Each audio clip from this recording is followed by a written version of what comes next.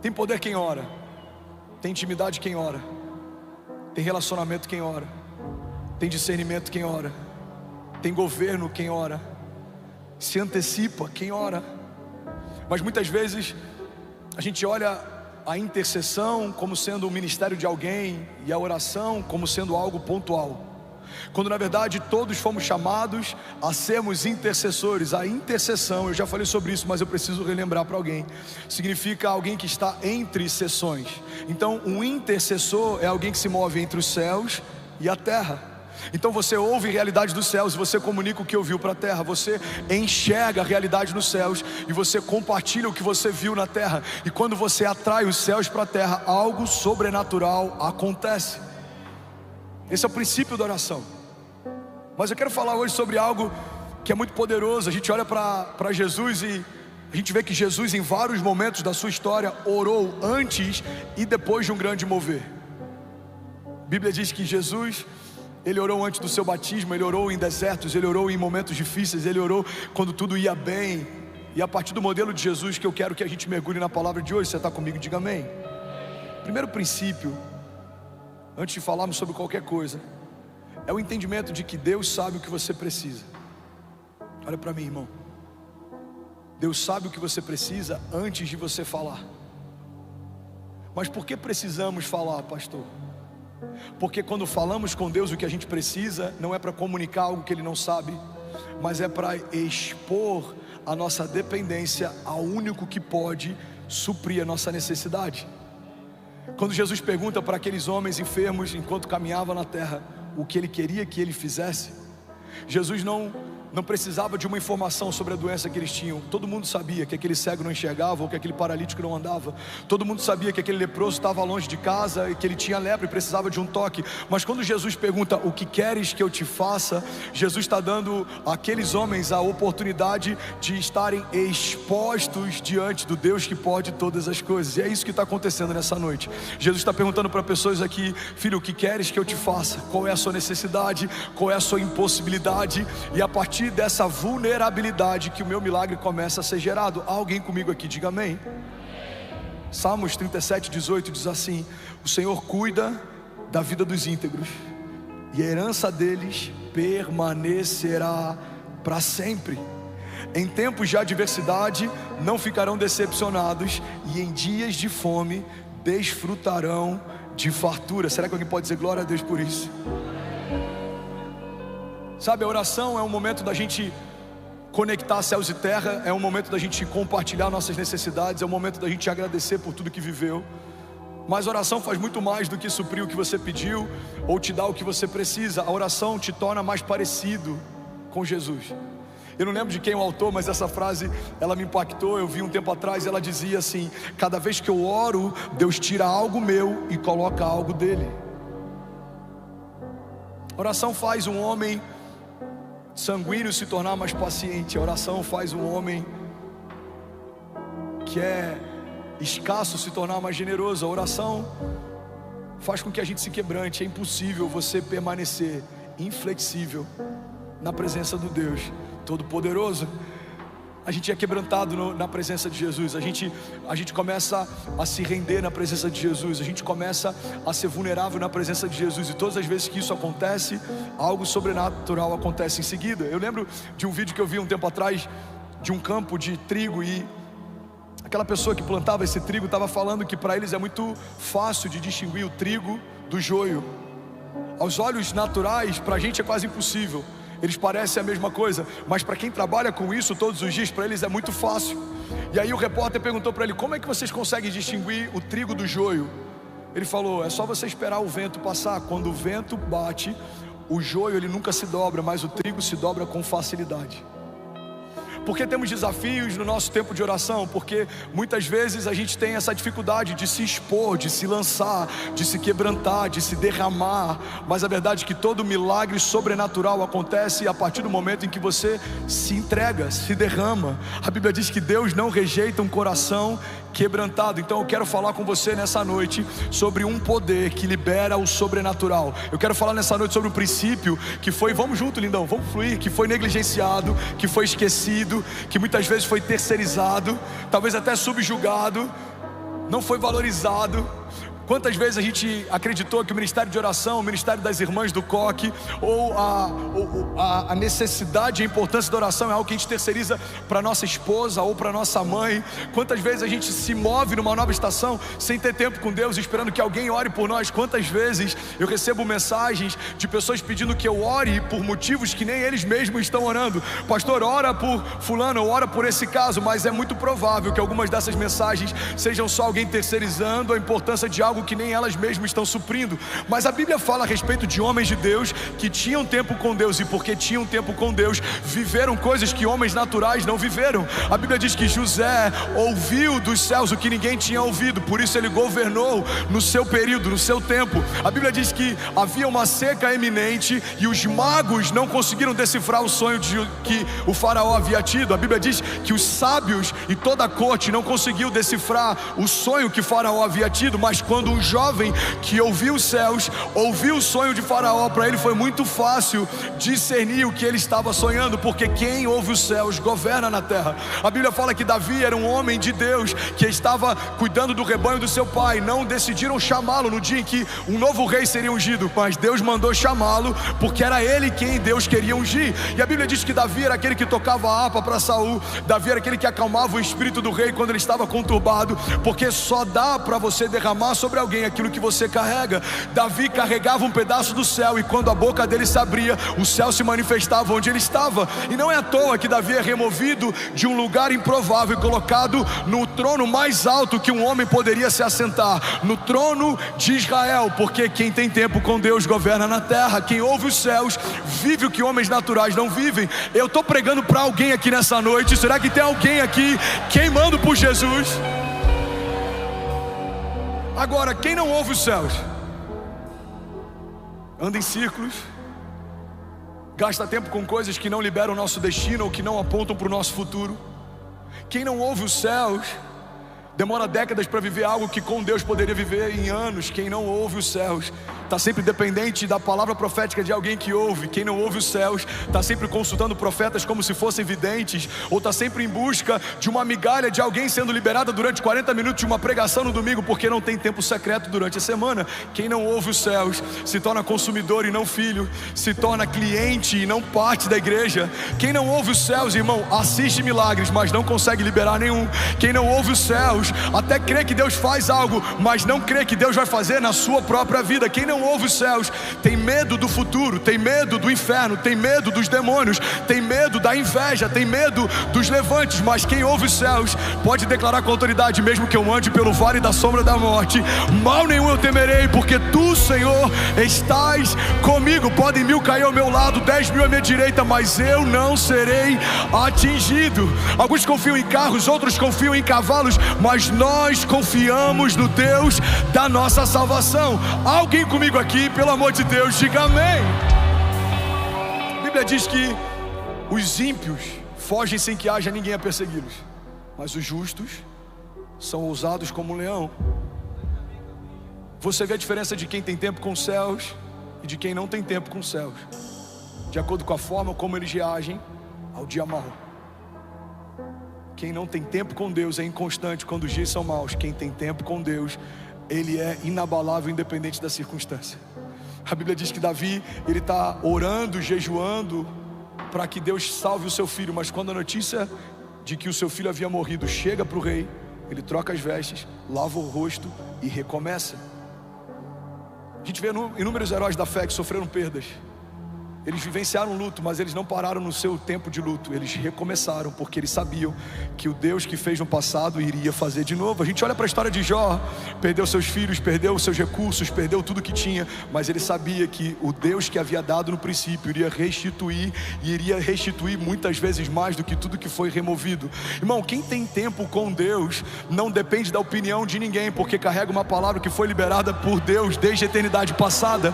Quem caminha com Deus não está está refém das circunstâncias e não tem uma fé emocional. Fé não é o que se sente, fé é o que se sabe. Eu sei que o meu Redentor vive, eu sei que porque Ele vive eu posso crer no amanhã, eu sei que o meu amanhã vai ser melhor que hoje, eu sei que eu posso todas as coisas naquele que me fortalece, eu sei que o Senhor é o meu bom pastor e de nada eu terei falta, eu sei que as portas do inferno não vão prevalecer contra a igreja, eu sei que Ele é o meu refúgio, a minha fortaleza, socorro presente na hora da angústia. Por isso, independente do que me cerca, eu sei que a palavra que Deus liberou sobre mim vai acontecer. Se alguém crê nisso, diga amém. Tiago 4:8 diz: aproximem-se de Deus e Ele se aproximará de vocês. Todo tempo a Bíblia está dizendo: dá um primeiro passo que os céus vão corresponder ao seu passo. Aquele que busca encontra, aquele que bate a porta se abre. Clama a mim, responder-te-ei. Se aproxime de mim e eu me aproximarei de você. Quem sabe, irmão, o que a gente chama de silêncio de Deus, na verdade seja só a resposta para uma passividade nossa. Somos passivos até quando precisamos de um milagre. A Bíblia diz que um cego clamava: Jesus, filho de Davi, tem compaixão de mim. E a multidão cercava ele, comprimia ele, tentava calar a voz dele. Mas a Bíblia diz que quanto mais tentavam calar ele, mais alto ele gritava: Jesus, filho de Davi, tem compaixão de mim. Sabe, algumas circunstâncias vão tentar calar você, algumas vozes vão tentar parar você, algumas tribulações e tempestades vão tentar desanimar você, alguns desertos vão tentar paralisar você. Mas quanto maior é a investida do inferno contra você, mais forte tem que ser o seu clamor para aquele que pode mudar a tua história. As circunstâncias vão tentar sufocar a tua voz. O que eu faço, pastor? Grite mais alto, clame uma vez mais, persiga o teu milagre, provoque a próxima estação, porque há poder em toda palavra liberada por aquele que carrega a própria vida de Deus dentro de si. Há poder na concordância, adoração, há poder na oração dos justos, há poder na unidade da igreja, há poder no nome de Jesus. E a palavra de Deus nos diz que a partir do nome de Jesus, o que ligarmos na terra será ligado nos céus, e o que desligarmos na terra será desligado nos céus. Então nessa noite, até o final dessa palavra, a gente vai fazer algo prático. Você vai se colocar de pé daqui a pouco, fechar os seus olhos e abrir a sua boca. E daqui a algumas semanas você vai testemunhar que coisas que você profetizou e clamou hoje, Deus respondeu em dias. Levante suas mãos, deixa eu profetizar sobre alguém aqui. Pai, eu declaro um exército se levantando de intercessores, de homens e mulheres de oração, de homens que carregam sobrenatural, de homens que carregam um sopro do céu. A gente vai falar de palavras de vida e não de morte. Falaremos de bênçãos e não de maldição. Falaremos de futuro e não de passado. Falaremos de promessas e não de propostas. Falaremos de coisas dos céus e não de levantes do inferno. Falaremos de coisas que acrescentam e não de coisas que nos roubam. Falaremos de coisas que nos animam e não de coisas que nos abatem. Falaremos da promessa que Deus tem para a nossa vida e não da promessa que Deus tem para a casa do lado. Falaremos daquilo que Deus está nos pedindo para fazer e não teremos tempo para falar daquilo que Deus está fazendo com alguém ao nosso redor. Falaremos daquilo que Deus nos comunicou no secreto até que se cumpra, e quando se cumprir, Deus vai nos falar coisas novas. Nos moveremos debaixo de uma palavra, assim como o povo se movia debaixo da nuvem. Não vamos para nenhum lugar que a palavra não nos direcione. Não faremos nada que a palavra não nos peça para fazer. Se Deus não disser, não iremos, mas se Ele falar, nós avançaremos com ousadia. Quando Ele nos pedir, nós daremos. Quando Ele falar avance, avançaremos. Quando Ele falar corra, correremos. Quando Ele falar creia, nós creremos. Mas se os céus estiverem em silêncio, perseguiremos um novo som do céu até que Ele venha. Nós cremos, os céus não estão paralisados, porque Deus não é como deuses feitos por mãos humanas, que tendo olhos não veem, que tendo bocas não falam, que tendo mãos não tocam. Não, Deus é um Deus de verdade, que gera milagres de verdade. E nós somos o seu povo, que se chama pelo seu nome, e nós nos humilhamos, e nós nos arrependemos, e nós clamamos. E a tua palavra diz que se fizermos isso, o Senhor ouvirá dos céus e nos dará respostas. O Senhor mudará a nossa sorte, sarará a nossa terra. Pai, eu declaro em nome de Jesus uma igreja forte na oração, uma igreja que se move no secreto, uma igreja que carrega a autoridade dos céus. E quando a gente abre a nossa boca, algo sobrenatural não vai acontecer. Algo sobrenatural já aconteceu. Se você crê nisso, irmão, você pode dar um brado de liberdade no seu lugar. Jesus. Como se for para Jesus, você pode fazer melhor. Aleluia. Aleluia. Alguém feliz com Jesus ainda, diga amém. Sabe, Jesus orou no seu batismo, Lucas 3:21. Quando todo o povo estava sendo batizado, Jesus também o foi. E enquanto ele estava orando, o céu se abriu. Uma das maiores incoerências da nossa geração é que desejamos céus abertos, mas permanecemos com a nossa boca fechada. A Bíblia diz que enquanto Jesus ora, os céus se abrem. A Bíblia diz que enquanto Jesus ora, algo acontece. Irmão, Jesus está no seu batismo e ele não deixa de orar. A Bíblia diz que depois que ele é batizado, o Espírito é derramado sobre ele. O Espírito então leva Jesus 40 dias para o deserto para orar. Não tem nenhuma estação que Jesus entre que não seja marcada por oração antes e no final dela. A Bíblia diz que Jesus orou nos desertos, Lucas 5:16. Ele, porém, retirava-se para os desertos e ali orava. A Bíblia diz que Jesus orou a noite inteira antes de escolher os discípulos. E a minha pergunta é: como queremos tomar decisões importantes sem consultar a Deus, se o próprio Jesus não abrir a mão desse recurso? Irmão, Jesus, o Verbo encarnado, o próprio Filho de Deus, parte da Trindade, estava desde o princípio. João diz que no princípio ele era o Verbo estava com Deus, o Verbo era Deus. Todas as coisas foram feitas por meio dele, sem ele nada do que foi feito se fez. O autor e consumador da nossa fé, o maravilhoso conselheiro, Deus forte, Pai da eternidade, príncipe da paz, está orando incessantemente antes de escolher os seus discípulos, porque ele não fazia nada que ele não tinha visto o Pai fazer, e ele não falava nada que antes ele não tivesse ouvido o Pai falar. Mas quantas vezes a gente assina contratos ou entra em sociedades, a gente toma decisões ou acessa portas sem que Deus tenha nos dado respostas? A pergunta que a gente precisa fazer nessa noite é: se o próprio Jesus não se movia sem antes ter uma palavra de Deus, como a gente ousa se mover sem que Ele fale? Olha o que a Bíblia diz, Lucas 6:12. Em um daqueles dias, Jesus saiu para um monte a fim de orar, e passou a noite orando a Deus. Ao amanhecer, chamou seus discípulos e escolheu 12 deles, a quem também designou como apóstolos. A Bíblia diz que Jesus orou antes da multiplicação dos pães e peixes. Isso é uma coisa extraordinária, porque a gente vê várias vezes Jesus orando e agradecendo antes do milagre acontecer. Dinâmica da fé fala a respeito de celebrarmos antes do milagre acontecer, porque celebrar depois que aconteceu é óbvio, mas celebrar antes de acontecer é fé. Uma mulher estéril que celebra o filho antes de saber que está grávida.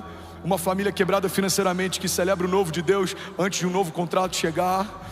Um casal que se divorciou, mas já celebra a boda de casamento, mesmo que o marido ainda não tenha voltado para casa. Pais que celebram a restauração de um filho viciado, mesmo que ele ainda não tenha aberto mão de um vício. Irmão, isso é fé. A fé é trazermos à existência coisas que não existem, é tratar coisas que não são como se já fossem. A Bíblia diz que Jesus, antes de multiplicar o pão, já agradece pela multiplicação. João 6:11 diz assim: então Jesus tomou os pães e deu graças e os repartiu entre os que estavam sentados, e tantos quanto queriam comeram, e o mesmo Ele fez com os peixes. Mas a Bíblia também diz que Jesus orou depois da multiplicação. Mateus 14:23. Tendo despedido a multidão, subiu sozinho ao monte para orar, e ao anoitecer estava ali sozinho. Alguém pode dizer glória a Deus por isso? Irmão, olha para mim, pega isso aqui. Todo tempo de secreto gera recompensa pública. Jesus ora quando ninguém vê. O que Ele faz no dia seguinte, todos veem. Jesus ora no deserto enquanto ninguém vê. Quando Ele começa a operar em milagres, todo mundo vê. Jesus ora antes dos pães serem multiplicados. Depois que os pães são multiplicados, Ele se separa para orar também. Jesus ora antes de ser batizado, enquanto é batizado, e depois de ser batizado também. Jesus ora antes de escolher os discípulos, e quando Ele está quase entregando o seu espírito nos seus minutos finais de vida, também. O que vemos na vida de Jesus Muitas vezes é uma vida de poder sobrenatural, mas o que não percebemos na vida de Jesus é que esse poder sobrenatural não é causa, é consequência. É uma vida de oração, gera poder sobrenatural que opera milagres. A igreja anseia por viver milagres, sinais e maravilhas, mas para isso precisamos ter uma vida firmada em oração. Paulo diz que a oração no Espírito, ela é infrutífera para a nossa mente, ou seja, ela não gera nenhum entendimento racional, mas ela edifica o nosso espírito. É como se o Espírito de Deus testificasse ao nosso espírito a respeito das coisas de Deus. Em outro momento a Bíblia diz que essa oração são como gemidos inexprimíveis. Tem coisas que você nem sabe que precisa, mas o seu espírito sabe. Tem coisas que você nem sabe que estão preparadas para você, mas o Espírito de Deus sabe. E quanto mais você tem tempo com Deus, mais sensível você vai ficando a respeito das coisas de Deus. Sabe uma das características que a oração desenvolve na gente? Algo que a gente chama de impressão no Espírito. Você entra no lugar e você sabe, esse lugar não está legal. Você entra numa casa, você já sabe, o ambiente aqui não está legal. Você vai para uma reunião de negócios, você olha nos olhos de quem você teoricamente vai se tornar sócio, você sabe, cara, o olhar dele não está legal. Você entra num culto, você discerne, o ambiente não está legal. Por que você tem esse discernimento? Porque o seu espírito ouve do Espírito de Deus a respeito das coisas de Deus. É um desperdício, irmão, se tornar filho de Deus, mas não acessar os recursos do reino do seu Pai. Ele vai te dizer o que é para fazer, quando é para fazer. Ele vai te dar a palavra de sabedoria na hora certa. Ele vai te dar discernimento de motivações, de atmosferas, de ambiente. A Bíblia diz que o sábio a todos discerne, mas por ninguém é discernido.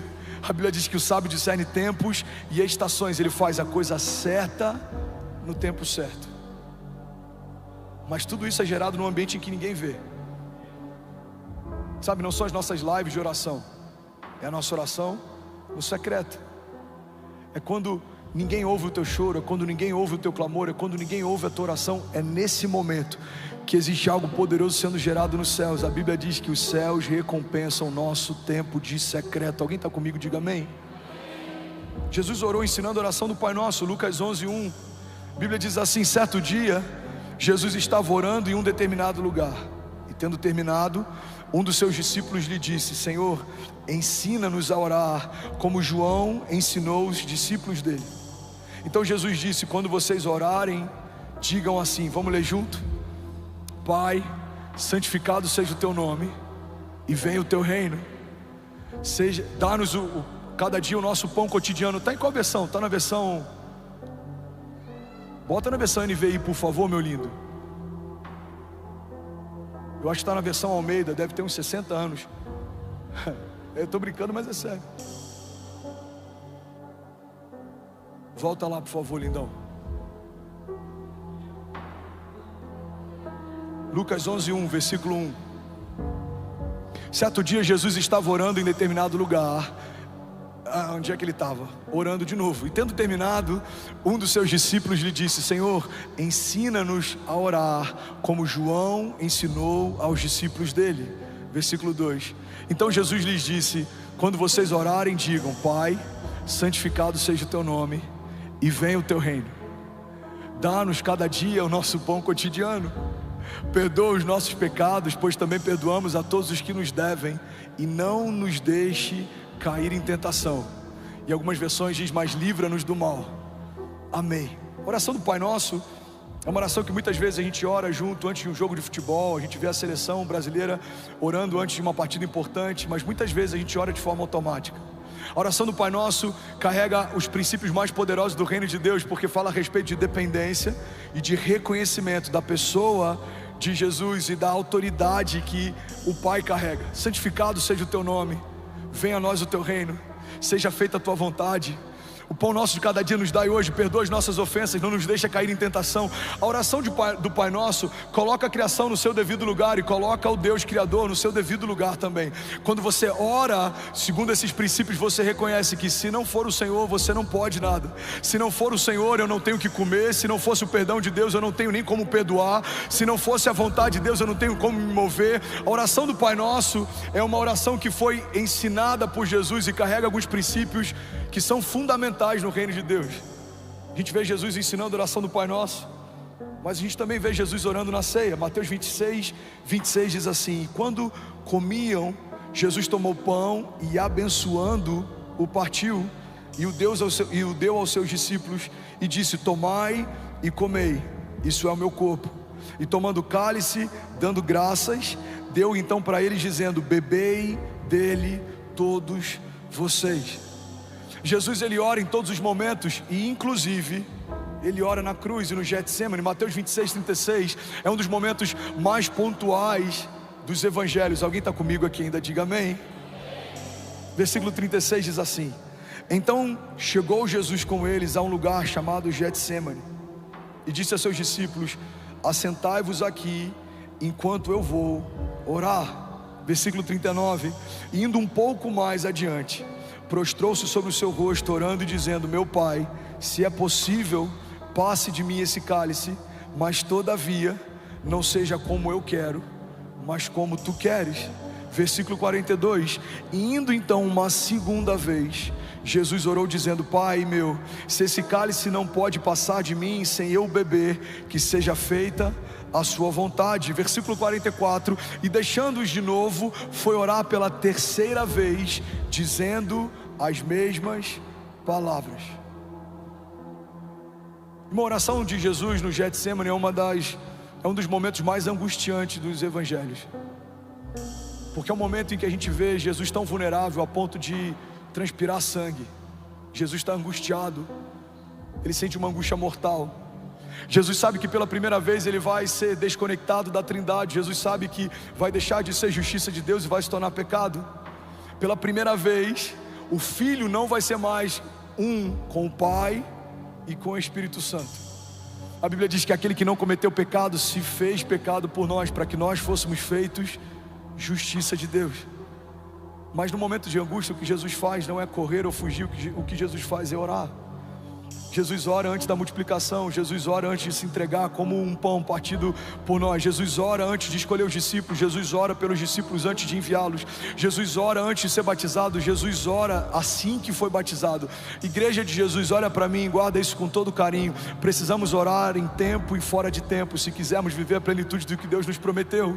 Você não vai sustentar as promessas da sua casa se não carregar vida de oração. Você não vai conseguir liberar o destino dos seus filhos se você não tiver encharcado da vida de Deus, porque tem poder quem ora. Muita oração, muito poder; pouca oração, pouco poder. A gente ouve isso há muito tempo na igreja, mas precisamos entender que isso é uma realidade. Quando vemos tantas manifestações acontecendo, tantas curas, tantos sinais, tantas maravilhas, Deus abrindo portas, um mover sobrenatural, precisamos entender que isso é uma resposta pública a pessoas que gastam tempo no secreto. Quanto mais profunda é a sua vida de oração, mais extraordinário vão ser os seus testemunhos.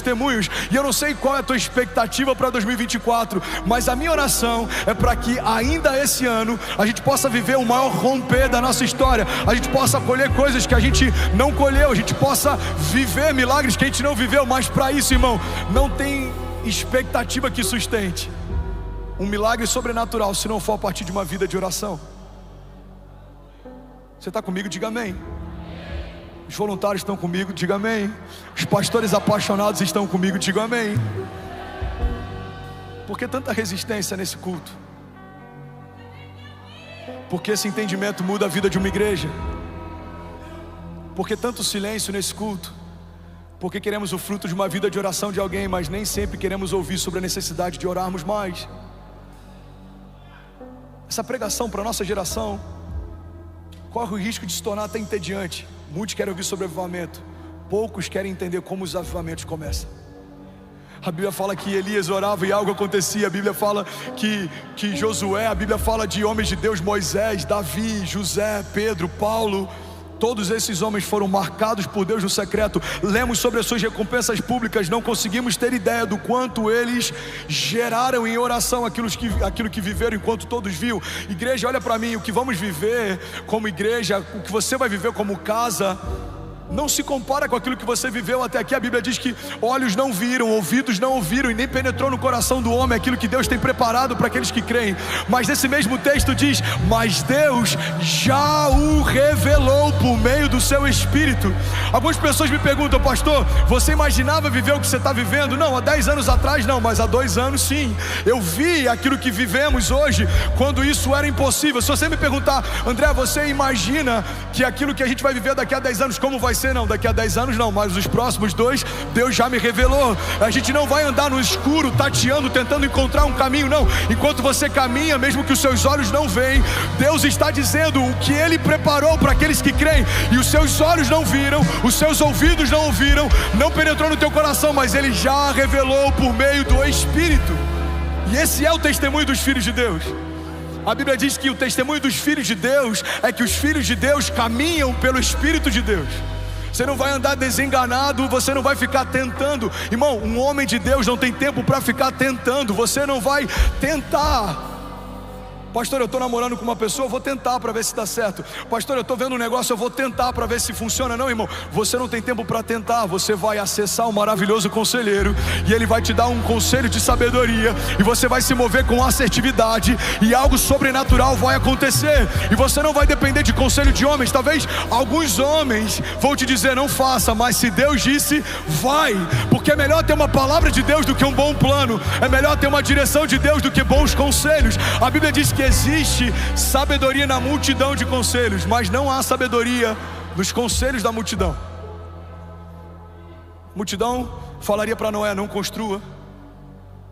A multidão falaria para Davi: não enfrente esse gigante. A multidão falaria para Jesus: corra, os soldados estão vindo para te prender. A multidão falaria para Abraão: não sai da sua terra e da sua zona de conforto. A multidão falaria para Daniel: é só você se prostrar e não precisa enfrentar leões. A multidão teria dito para Sadraque, Mesaque e Abidnego: o que custa você se render a um outro Deus, se Deus no fundo sabe que você o adora de verdade? A multidão teria talvez antecipado o ministério de Jesus. Maria tentou fazer isso. A multidão teria talvez abortado o projeto da redenção. Pedro tentou fazer isso. Pedro fala: Senhor, de maneira alguma a gente vai permitir que o Senhor seja entregue. Ele fala: aparta-te de mim, Satanás. Um homem que ouve os céus não se move por conselhos que fazem sentido, mas se move por promessas que foram feitas pela boca de Deus. Você está comigo? Diga amém. Eu quero falar sobre algumas dinâmicas de oração. A gente tem 5 minutos. Alguém consegue ouvir mais 5 minutos dessa mensagem? Diga amém. Somos 13.400 famílias online, mais de 13 nações conectadas. Você pode celebrar quem está com a gente online. Glória a Deus. Primeira dinâmica da oração é que existe uma relação entre oração e o tempo. Fala comigo: oração e o tempo. Eclesiastes 3 diz que há um tempo e uma ocasião determinada para cada propósito debaixo do céu. O fato de Deus não responder a sua oração no tempo em que você espera que Ele responda, não significa que Ele não tenha respondido. Talvez a sua resposta só não tenha chegado. A Bíblia diz que Daniel está orando, dias depois chega a sua resposta: olha para mim e pega isso aqui. Então o anjo se apresenta para Daniel e fala: Daniel, desde o dia em que você orou, o Senhor enviou resposta, mas eu fui resistido pelo príncipe da Pérsia nas regiões celestiais. Ou seja, dias depois a resposta chega, mas desde o dia em que Daniel clamou, a resposta foi enviada. Vou falar isso de novo e alguém incendiado por Jesus desse lado esquerdo vai pegar essa chave. No mesmo dia em que Daniel ora, Deus responde, mas dias depois a resposta chega.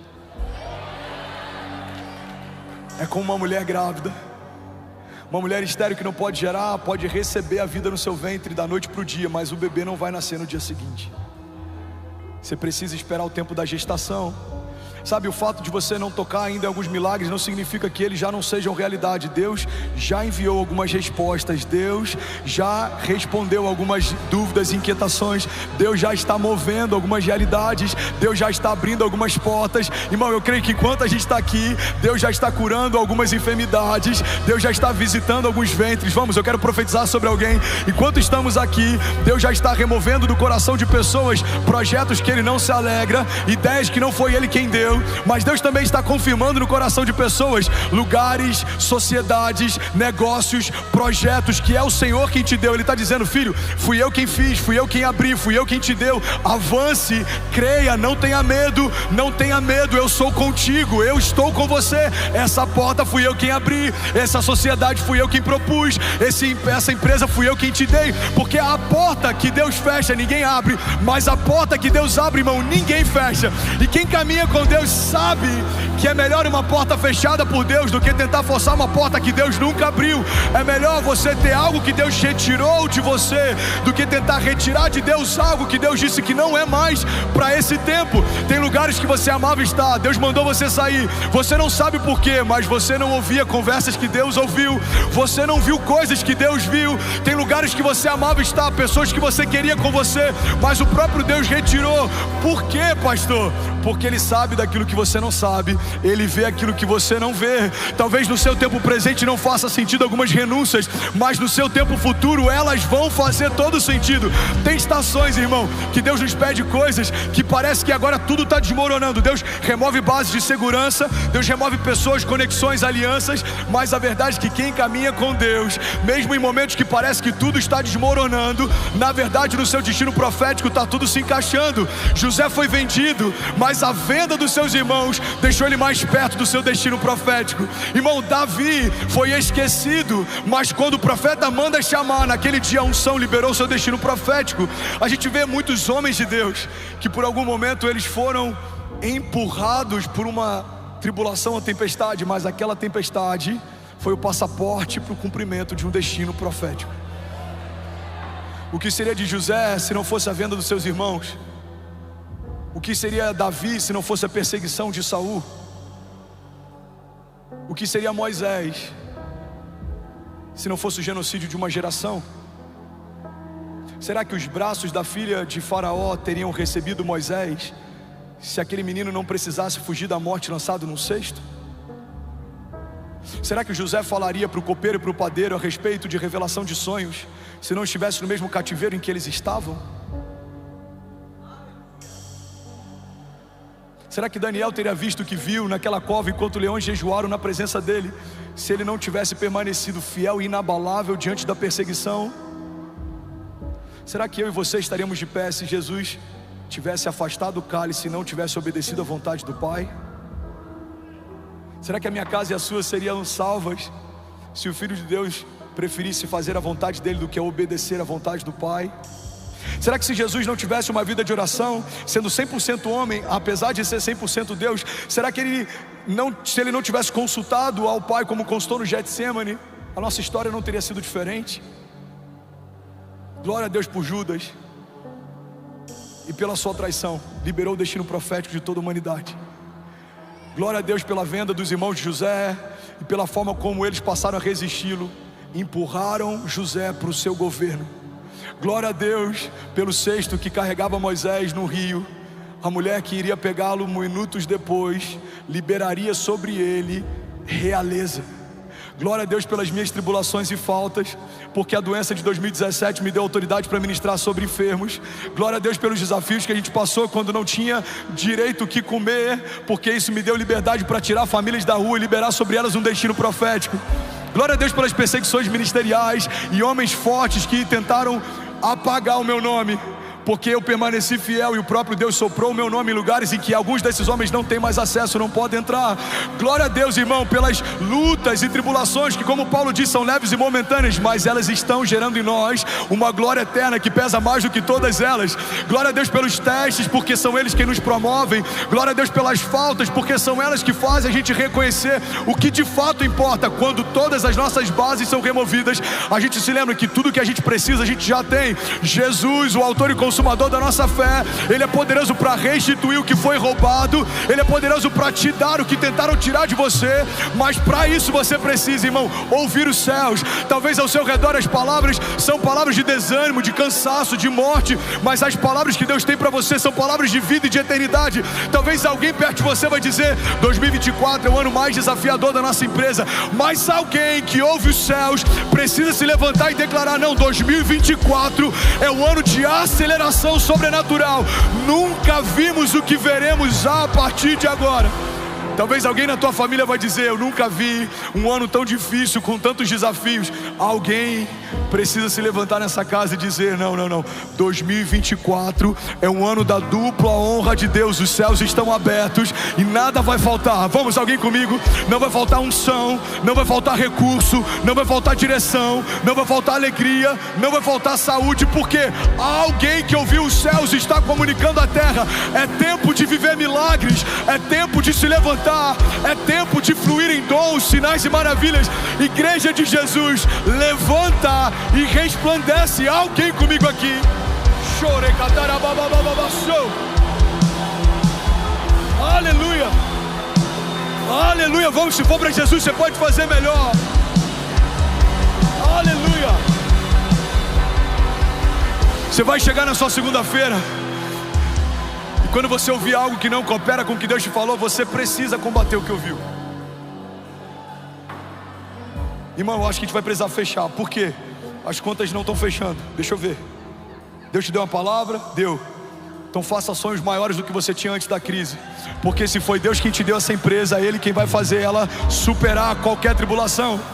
Você está com desafios no casamento? Creia, o Deus que abençoou essa aliança é o Deus que vai manter essa aliança de pé.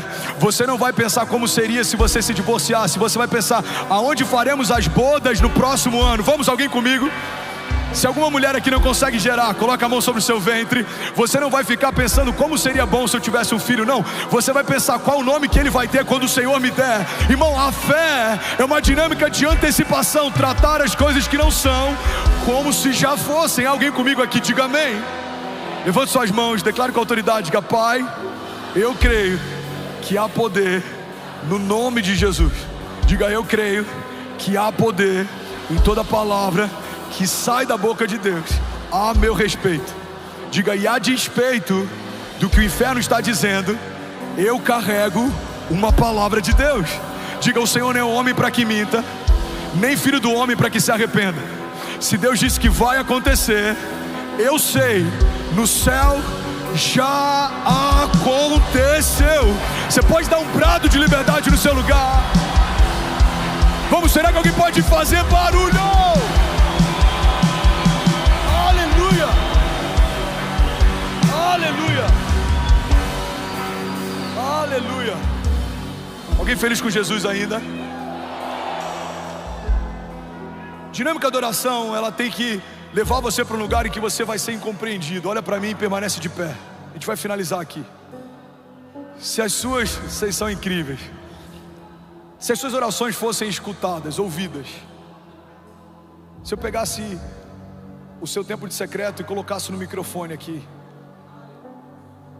será que alguém acharia loucura ou suas orações estão normais demais? Porque algumas das minhas orações gerariam em você crise. Será que o pastor está bem? Eu acho que ele está empolgado demais. Porque foi assim que trataram algumas palavras e projetos que eu apresentei para a igreja 2 anos atrás. Coisas que se ouviam nos bastidores: o menino está empolgado, ele é novo, isso é normal. Coisas que se ouvem 2 anos depois: ele deve ter visto algo que a gente não viu, porque está acontecendo tudo que ele falou. Mas assim vai ser sobre a sua casa. Recebe isso, assim vai ser sobre os seus filhos.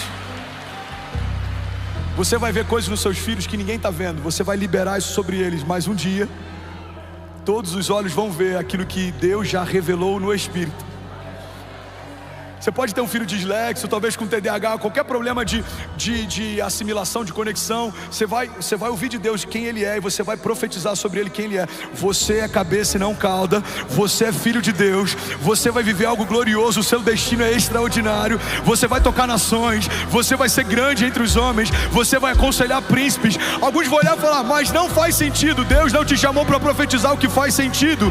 Deus te chamou para profetizar o que olhos não viram, ouvidos não ouviram, não penetrou no coração do homem. Alguém comigo aqui, diga amém.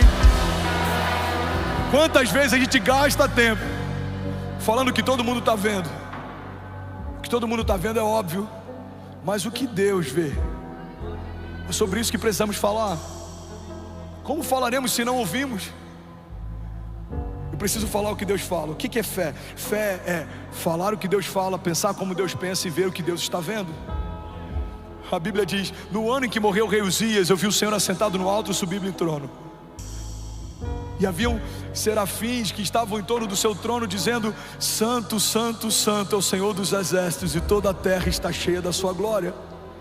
Mas a Bíblia diz que assim que o profeta foi levado à sala do trono, a primeira coisa que ele teve foi angústia, medo. Ele fala: Senhor, ai de mim que sou impuro e habito em meio a um povo de impuros lábios. Então um anjo pega uma brasa viva no altar e toca os lábios dele, e ele vive esse momento que é único. Mas nesse dia algo acontece. A palavra de Deus revela para nós um contraste entre aqueles que caminham na terra e olham para cima, e aqueles que caminham nos céus e olham para baixo. Um homem de Deus que caminha na terra e olha para cima tem medo quando vê a santidade de Deus.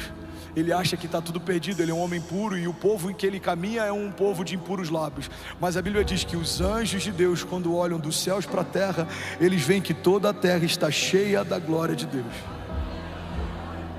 Se você olhar Alphaville da terra para os céus, o que a gente vai ver aqui é status, futilidade, comparação, competição, vendedores de sonhos.